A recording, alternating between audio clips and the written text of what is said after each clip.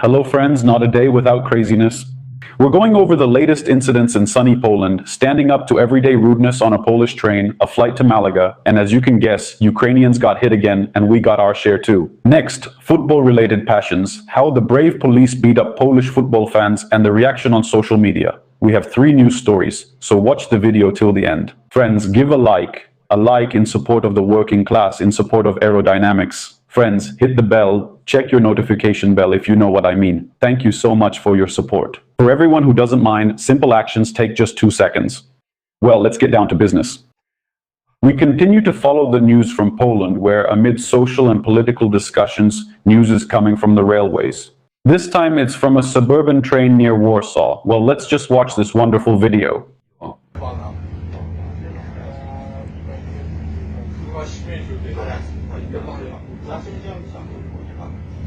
Chyba nie wyślimy miejsce, kurwa. No się śmiejcie, wyjście na tej stacji, wyjść. No wysiądź. Nie wychodź, nie wychodź. Nie, panowie to teraz... Ty kurwo, wysiądź kurwa na tej stacji, jeżeli nie, jesteś kurwa wypadek.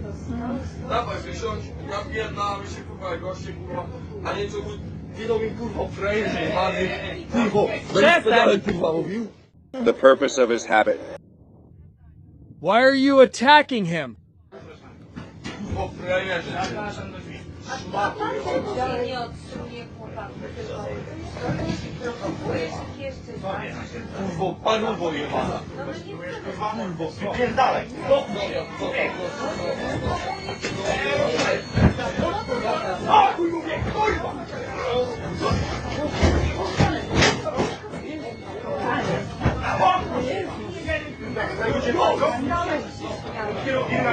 Don't say that. You don't think that's funny? Yeah, hey, stop. Yeah, that's right. Stop. That's right.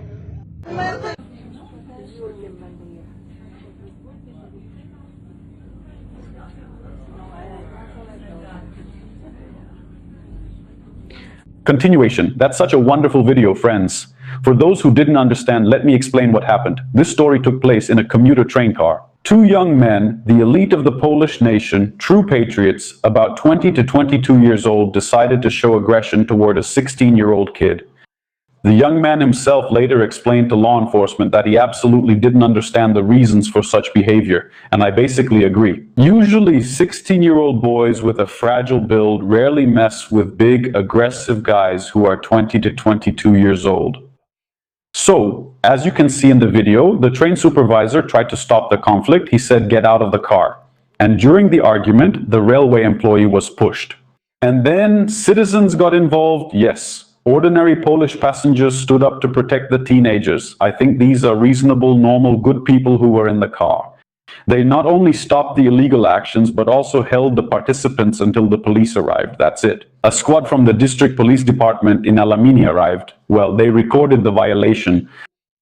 Interestingly, both participants in the conflict turned out to be sober. Yes, for disturbing public order, each of them will receive an administrative fine of 500 zlotys. I think if they were fined 5,000, they'd think twice. They'd have a bit more sense then.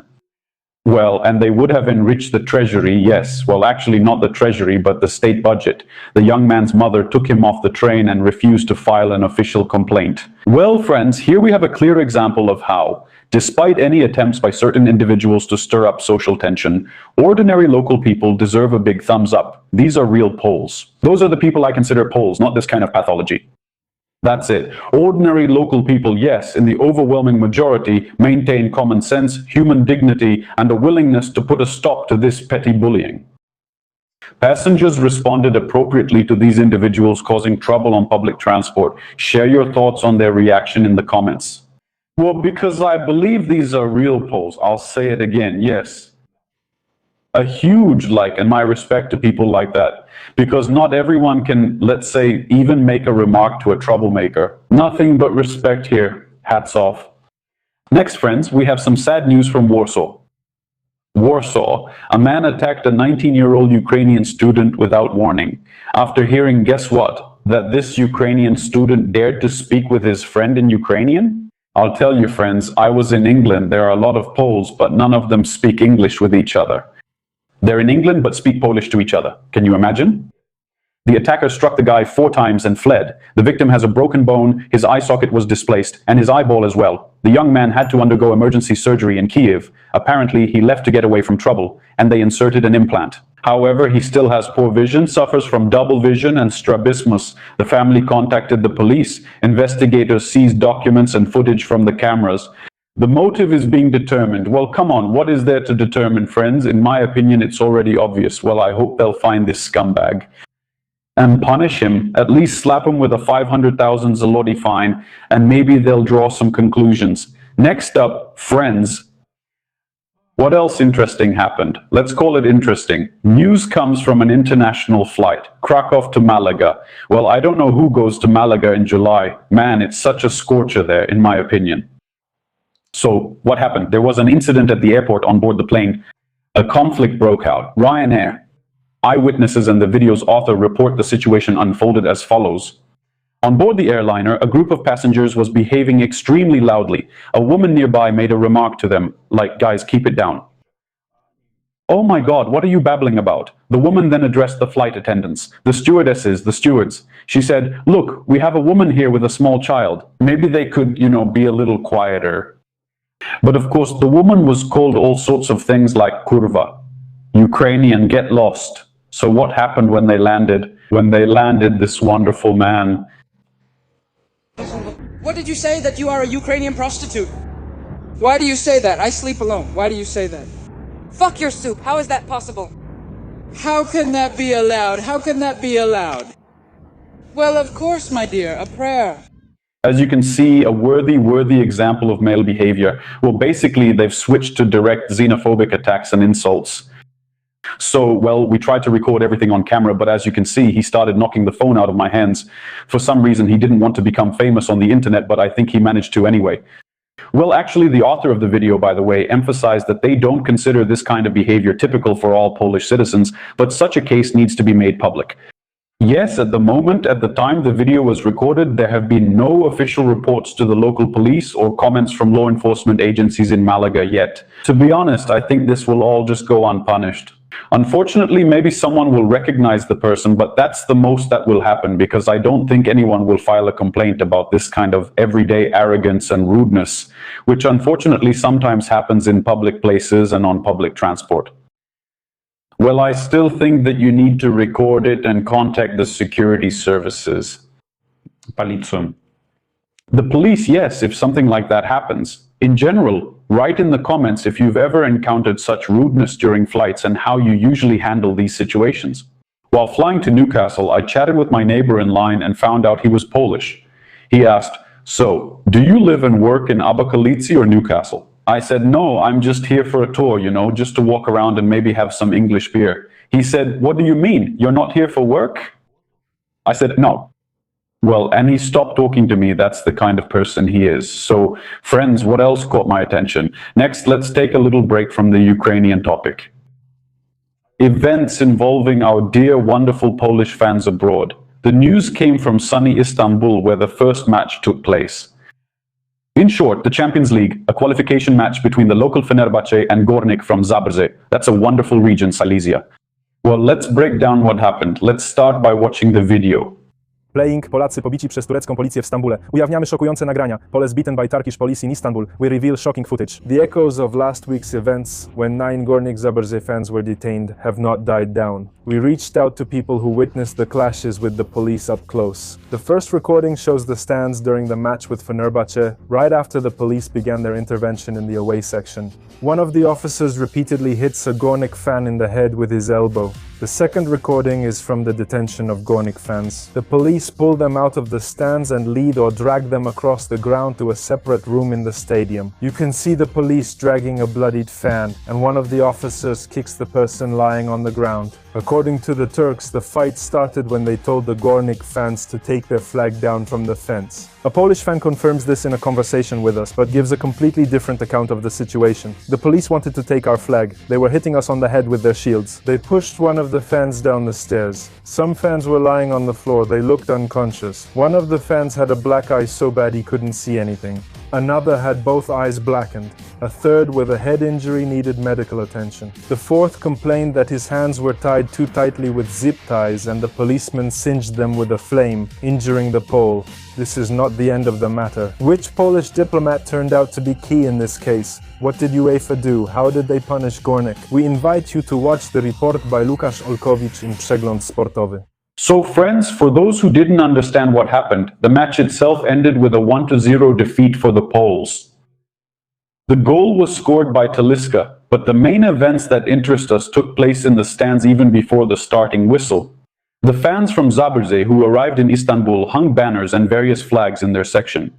Обслуживающий персонал говорит, снимайте. This led to an argument and subsequent clashes. The Turkish police intervened. And during the scuffle, a Polish spotter was injured. He was a police officer who was accompanying the group of fans. The man fell badly and suffered a broken leg. Yes, the Turkish law enforcement officers detained 9 participants in the incident. Of course, I am 100% sure that the Poles were provoked. Because Polish fans especially are just angels, angels in human form. This is a dirty provocation by the Turks. We condemn it. Although I was in Turkey this year. But by the way, no one at the hotel provoked me even once. I'm not Polish, right? At this point, everyone has already been questioned at the station, and basically the consequences are still being worked out. Well, what's interesting, friends, what's interesting? People in the comments on the news about the clash of Polish fans in Istanbul are being sarcastic for some reason. I'm not Polish, so I can't comment. But these not-so-nice people take and twist popular nationalist slogans. They're being ironic about the slogan. Users sarcastically write, Turkey for Turks. Apparently by analogy. It's an analogy with the slogan Poland for Poles. Then comes mirrored humor about language. The thesis about provocation is mocked separately. Commentators joke that the Polish fans provoked the Turks themselves because in Turkey they dared to speak Polish instead of Turkish. Well, that's right, you're in Turkey, so speak Turkish. In my opinion, the logic is flawless. Then there are references to everyday conflicts. Users tease the fan with questions. So what's the problem? As they say, this is Turkey. They use everyday expressions. Polish everyday complaints about newcomers are now directed at the Poles themselves, who found themselves abroad. So as you can see, the Polish audience sarcastically mocked the double standards, showing how ridiculous xenophobic complaints look when the Poles themselves are the newcomers. And as you understand, this is not exactly the most, let's say, reasonable part of Polish society, because I repeat, there are a huge number of people in Poland with big hearts who have personally helped me. We respect people like that. But as for all sorts of nationalists and xenophobes, I can't really say that we respect them. Yes. Look, on July 29th, there was a rematch, so Górnik Zabrze was already hosting this Fenerbahce at home. And there a whole show unfolded because after the events of the first meeting in Istanbul, UEFA had already fined the Polish runners-up 50,000 euros for the disorder. Well, as you understand, because the Polish fans were provoked. There you go. However, at their home arena, fans from Zabrze decided to show themselves again on a grand scale. As you understand, this speaks volumes about their intellectual abilities. So, your club, the one you support, was just fined almost 250,000 zlotys. That's a lot of money. It's just a fine because you don't know how to behave in the stands like a decent fan. Well, you came, you can shout, okay, but you clearly broke the rules if it got to the police. Yeah, well, there was a nighttime sound check before the match, yeah. A group of fans livened things up for the Turkish guests near the central Katowice hotel by setting off fireworks and firecrackers under their windows. Well, they say, like, you set them off for us in Istanbul and we couldn't sleep, so now you won't be sleeping either. So, well, already at the stadium itself, Górnik fans launched a large-scale visual display. Of course, there were a lot of flares. Well, in my opinion, it looked colorful, but thick smoke covered the field, which forced the referee to stop the game for a few minutes. Well, for the match delay and the use of pyrotechnics, UEFA will definitely issue another hefty fine to the Polish club. Well, I think the Poles ended up with a total fine of 500,000 zlotys. They tried to earn money and advance further, but failed. In short, friends, this is an example of how football-related passions and not following stadium regulations immediately lead to a tough response from the local law enforcement and UEFA. So, well, they just don't know how to behave. But again, that's part of fan culture. You can't get away from that anymore. What can you do, friends? I'm not sure. I think medicine can't help here. If you know how to deal with this, write in the comments. By the way, I read everything.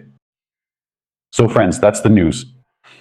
No. If you watched up to this point, you're awesome. Comment, Dennis made it to the end from Barcelona, Brussels, or Bruges. Where are you watching from? Which city? I send my regards to the working class, to the printers, to the eyebrow machinists, to the nail locksmiths. Who else is watching? Warehouse workers, carpenters, computer guys, truck drivers. Shout out to the truck drivers too. You guys are honestly the coolest. They listen through to the end because their hands are usually busy, if you know what I mean. So friends, thank you all so much once again. Yeah, that's basically it. Take care of yourselves and your loved ones for now, that's all. See you next time.